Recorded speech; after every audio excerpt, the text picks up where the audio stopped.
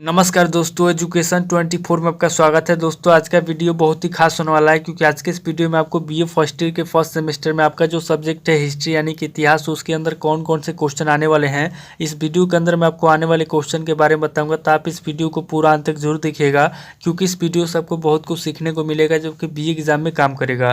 तो आइए देर न करते हुए वीडियो को शुरू करते हैं और बीए फर्स्ट ईयर के फर्स्ट सेमेस्टर में आपका जो सब्जेक्ट है हिस्ट्री यानी कि इतिहास, उसके अंदर जो भी क्वेश्चन आने वाले हैं उन आने वाले क्वेश्चन के बारे में जानते हैं। दोस्तों आगे बढ़ने से पहले मैं आपको एक बात बता दूं कि इस वीडियो के अंदर मैं आपको लघु उत्तरीय प्रश्न और दीर्घ उत्तरीय प्रश्न दोनों तरह के प्रश्न बताऊंगा। तो आप इस वीडियो को स्किप किए बिना पूरा देखिएगा ताकि आपको दोनों तरह के प्रश्नों के बारे में अच्छे से पता चल सके। तो आइए दोस्तों देर न करते हुए वीडियो को शुरू करते हैं और सबसे पहले हम लोग लघु उत्तरीय प्रश्नों के बारे में जानते हैं।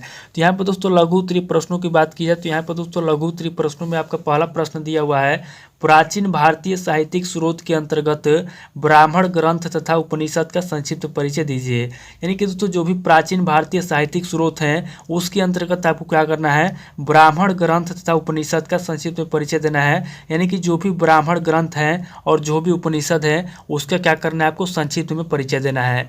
अब दोस्तों अगले क्वेश्चन की बात की जाए तो यहाँ पर दोस्तों आपका दूसरा क्वेश्चन दिया हुआ है, प्रागैतिहास का अर्थ बताइए।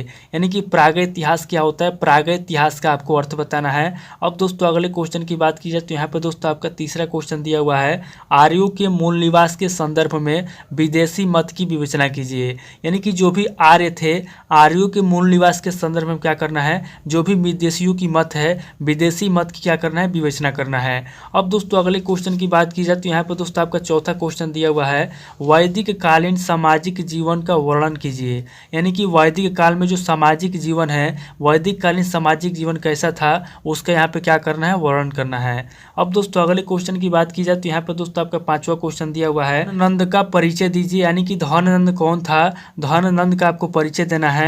अब दोस्तों अगले क्वेश्चन की बात की जाए तो यहाँ पे दोस्तों आपका छठा क्वेश्चन दिया हुआ है, अशोक के द्वारा किए गए कलिंग युद्ध का संक्षिप्त उल्लेख कीजिए। यानी कि अशोक ने जो कलिंग युद्ध किया था, यहाँ पर दोस्तों आपको क्या करना है कि अशोक के द्वारा किए गए कलिंग युद्ध का संक्षिप्त में उल्लेख करना है।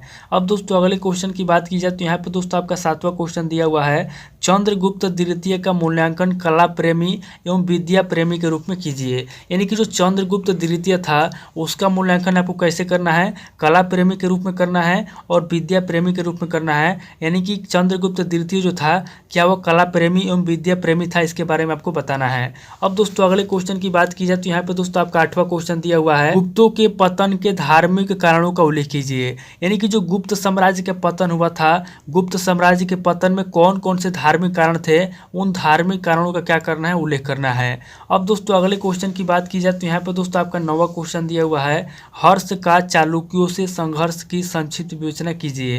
यानी कि हर्ष का जो चालुक्यों से साथ संघर्ष हुआ था, जो युद्ध हुआ था, उसका दोस्तों यहाँ पे क्या करना है, संक्षिप्त में विवेचना करना है।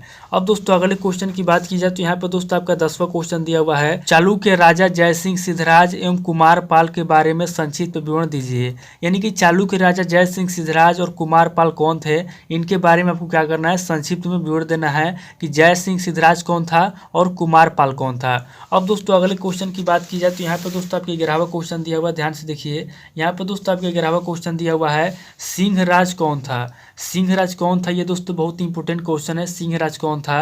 अब दोस्तों अगले क्वेश्चन की बात की जाए तो यहाँ पर दोस्तों आपका 12वां क्वेश्चन दिया हुआ है, चाहमान नरेश पृथ्वीराज तृतीय का मूल्यांकन कीजिए। यानी कि चाहमान नरेश जो पृथ्वीराज तृतीय था उसका दोस्तों क्या करना है, आपको मूल्यांकन करना है कि पृथ्वीराज तृतीय कौन था। अब दोस्तों अगले क्वेश्चन की बात की जाए तो यहाँ पर दोस्तों आपका 13वां क्वेश्चन दिया हुआ है, भारत में सामंतवाद के उद्भव पर प्रकाश डालिए। यानी कि भारत में सामंतवाद का उद्भव कैसे हुआ, इसके ऊपर आपको क्या करना है, प्रकाश डालना है कि भारत में सामंतवाद का उद्भव कैसे हुआ।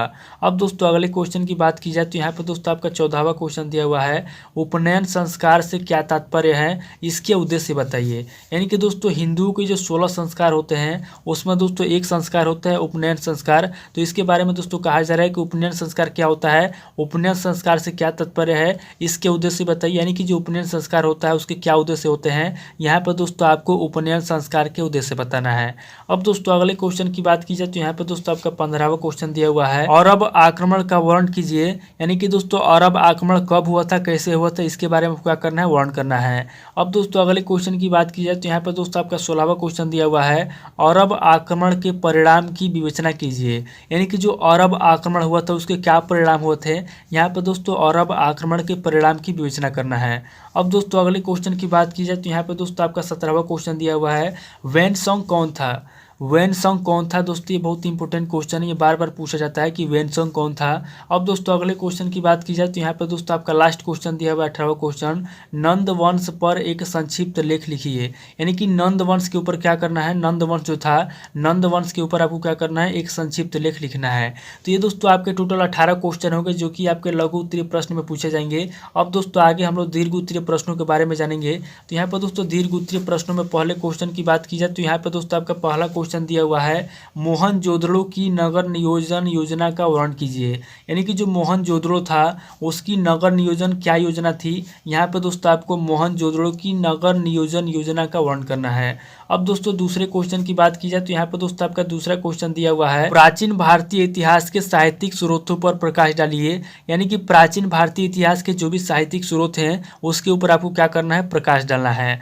अब दोस्तों अगले क्वेश्चन की बात की जाए तो यहाँ पर दोस्तों आपका तीसरा क्वेश्चन दिया हुआ है, बिंबिसार के वैवाहिक संबंधों के राजनीतिक महत्व की विवेचना कीजिए। यानी कि जो बिंबिसार था उसके वैवाहिक संबंध के राजनीतिक महत्व की विवेचना करना है। यानी कि राजनीतिक महत्व क्या था वैवाहिक संबंध का बिंबिसार का, तो यहाँ पर दोस्तों आपको क्या करना है कि बिंबिसार के वैवाहिक संबंधों के राजनीतिक महत्व की विवेचना करना है। यानी कि उसकी राजनीतिक महत्व क्या था, यानी कि बिंबिसार के वैवाहिक संबंध के राजनीतिक महत्व क्या था।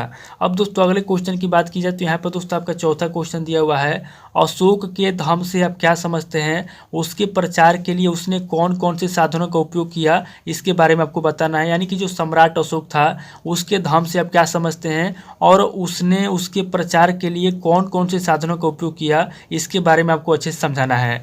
अब दोस्तों अगले क्वेश्चन की बात की जाए तो यहाँ पर दोस्तों आपका पांचवा क्वेश्चन दिया हुआ है, यहाँ पर दोस्तों आपका पांचवा क्वेश्चन दिया हुआ है, एक विजेता के रूप में चंद्रगुप्त द्वितीय का मूल्यांकन कीजिए। यानी कि जो चंद्रगुप्त द्वितीय था क्या वो विजेता था, उसके बारे में आपको क्या करना है, मूल्यांकन करना है। अब दोस्तों अगले क्वेश्चन की बात की जाए तो यहाँ पर दोस्तों आपका छठा क्वेश्चन दिया हुआ है, गुप्त साम्राज्य के पतन के कारणों का समीक्षात्मक विवेचन कीजिए। यानी कि गुप्त साम्राज्य का पतन कैसे हुआ, गुप्त साम्राज्य के पतन के कौन कौन से कारण हैं, उन कारणों का समीक्षात्मक क्या करना है, विवेचना करना है। अब दोस्तों अगले क्वेश्चन की बात की जाए तो यहाँ पर दोस्तों आपका सातवां क्वेश्चन दिया हुआ है, हर्ष के सैन्य अभियानों का उल्लेख कीजिए। यानी कि जो राजा हर्ष था उसके सैन्य अभियानों को क्या करना है, हर्ष के सैन्य अभियानों का उल्लेख करना है। अब दोस्तों अगले क्वेश्चन की बात की जाए तो यहाँ पर दोस्तों आपका आठवां क्वेश्चन दिया हुआ है, भोज परमार की सामरिक एवं सांस्कृतिक उपलब्धियों का वर्णन कीजिए। यानी कि जो भोज परमार है उसके सामरिक एवं सांस्कृतिक उपलब्धि कौन कौन सी है, यहाँ पर दोस्तों आपको भोज परमार की सामरिक एवं सांस्कृतिक उपलब्धियों का वर्णन करना है कि भोज परमार की कौन कौन सी सांस्कृतिक उपलब्धियां हैं। अब दोस्तों अगले क्वेश्चन की बात की जाए तो यहाँ पर दोस्तों आपका 9वां क्वेश्चन दिया हुआ है, भारत में सामंतवाद के उद्भव एवं विकास की विवेचना कीजिए।